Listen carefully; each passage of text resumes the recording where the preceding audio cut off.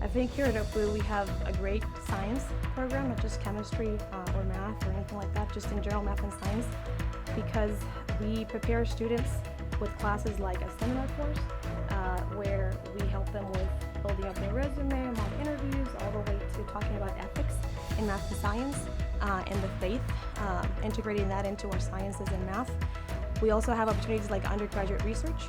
So we don't just encourage students to go out to a summer program and do research, but we also have research here in-house, and they can experience basically the real world through their science.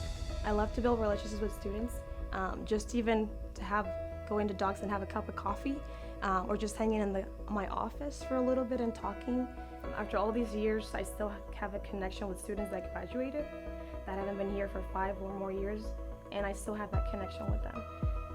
But at the same time, when they're here, when I have students that are here right now, beyond that relationship of friends that we end up developing, we can talk about our faith, and in a way I feel like I have a little bit of input into developing, helping them understand, become more familiar, more comfortable with their faith in God.